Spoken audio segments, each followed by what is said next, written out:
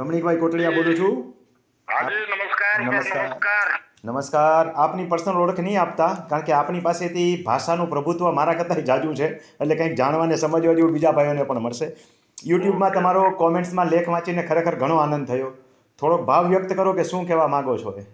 હું એ જ કહેવા માંગુ છું કે સાહેબ, જે તમારી શૈલી છે સમજાવવાની, આ બંધ ના કરતા. વચ્ચે એક વિડીયો જોયો તો મેં કે કંટાળો આવે છે એવા પ્રશ્નો પૂછે તો સાહેબ, ગામડાની અભૂત પ્રજા છે, બરાબર છે? ખરી વાત છે.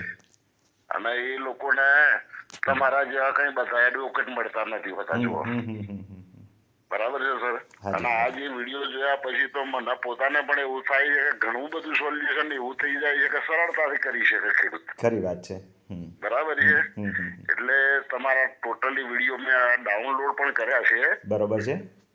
અને હું ક્યારેક કોઈક મિત્રો મળે તો એમને સંભળાવું પણ છું. અરે વાહ, અરે વાહ, સરસ સરસ, ઉત્તમ સેવાનું કામ કરો છો તમે. તમે એકા વારસે કરવા જેવા પ્રશ્નો હોય, હકમી કરવા જેવા પ્રશ્નો હોય, ખોટે લોકો છો, તમારી જાતે આ કરી શકો છો. હાજી હાજી. બરાબર છે સર? હા હા હા. હા, એટલે તમે કોન્ટેક્ટ કર્યો સર, પણ મારાથી કોન્ટેક્ટ ના થઈ શકે. મને એમ લાગ્યું કે સાહેબનો કોન્ટેક્ટ ના થઈ શકે, પણ પેલો ફોન કરીને મને ટાઈમ વેસ્ટ કરવા જેવું ના લાગ્યું. હું શિક્ષક છું સાહેબ. વાહ વાહ, સરસ સરસ.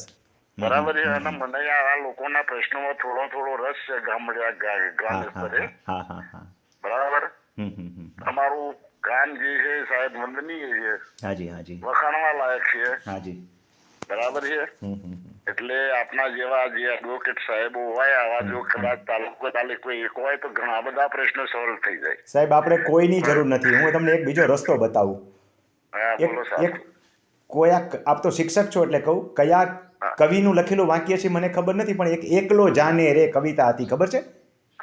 કોઈ તને સાથ આપે કે ના આપે, તું એકલો જાને રે. આપણે એકલા નીકળવું છે. અને તમારા જેવા નિવૃત્ત શિક્ષકો પણ આમાં મદદરૂપ થઈ શકે.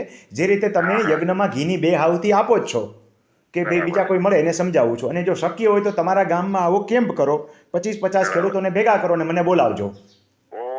તો આ પણ એક ઉત્તમ સેવાનું કાર્ય થશે કે તમે યજ્ઞમાં 2 ઘીની આહુતિ તો આપો જ છો, પણ તમારે ગામ જ આખો યજ્ઞ થાય, અને એ પણ વિના ખર્ચે. તો ઘણા બધા ખેડૂતોની આપણે સેવા કરીશું. આપણે બીજા પાસે ક્યાં અપેક્ષા રાખી કે બીજી વ્યક્તિઓ એનો ધંધો છોડી અને સેવા કરે. મેં એક મારો ધંધો છોડીને સેવાનો રસ્તો પકડ્યો છે. દરેક વ્યક્તિ સાધુ તો ન બની જાય ને સાહેબ, કે ભાઈ આપણે ધંધો છોડી દો. આપણે કોઈ પાસે અપેક્ષા ન રાખી શકીએ. પણ આપણે આપણું કામ કરવું છે, અને તમારા જેવા ભાઈઓની મદદ મળે તો આપણે ગામે ગામ આ યજ્ઞ કરીશું. હાજી હાજી. કયો બીજું શું છે? જે પેલી મારી કોન્ટેક્ટમાં લખી હતું સાહેબ, જે તમારો વિડીયો જે દિવસે મેં વાંચ્યો, પેલો કે ભાઈ કેટલીક વખત એટલો બધો કંટાળો આવે છે, કંટાળી જવાય.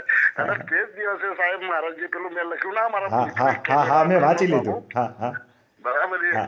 અને એટલે મને તો કોમેન્ટ કરવાનું મન થયું કે સાહેબ કંટાળી કયો કે આ યજ્ઞ બંધ ના કરી દે. અરે ભાઈ સાહેબ, એ મજા છે કે આપણને આનંદ આવે કે સાહેબ આ ગ્રામ્ય સ્તરે કેટલી બધી અજ્ઞાનતા છે. સાહેબ, હવન છે ને આજકાલના નથી થતા, અને હવનમાં હાડકાઈ આજકાલના નથી નખાતા. છેક ભગવાન શ્રી રામના વખતમાં આપણને ખબર છે કે વિશ્વામિત્ર ઋષિને હવનમાં હાડકા નખાતા હતા, એટલે નાના રામ અને લક્ષ્મણ નાના હતા તો એને તેડી ગયા હતા હવનનું રક્ષણ કરવા માટે થઈને. એટલે હવનમાં હાડકા નાખવા વાળા હોય એટલે હવન ક્યારેક હળવો થઈ જાય પણ બંધ ન થાય. બરાબર સર. આભાર સાહેબ. આવજો આવજો. તમારા ગામમાં કશું ગોઠવાય તો ગોઠવજો.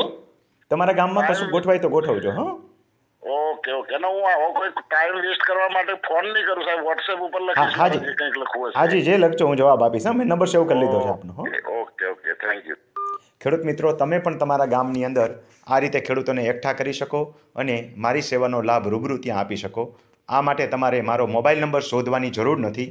તમારે આવો સેવા યજ્ઞ કરવું હોય તો કોમેન્ટ્સની અંદર લખજો કે મારું નામ આ છે અને મારો મોબાઈલ નંબર આ છે. પણ યાદ રાખજો, સ્વાર્થપૂર્વક નહીં લખતા કે મારે તમને જવાબ જોઈતો હોય તમારે મારી પાસેથી, અને તમે આવું કહેશો તો હું તમારો કોન્ટેક્ટ કરીશ, એનો હું જવાબ નહીં આપું. તમને એમ જ કહીશ કે તમારે ગામ આ યજ્ઞ કરો ત્યારે હું તમારો જવાબ આપીશ. માટે મિસયુઝ નહીં કરતા.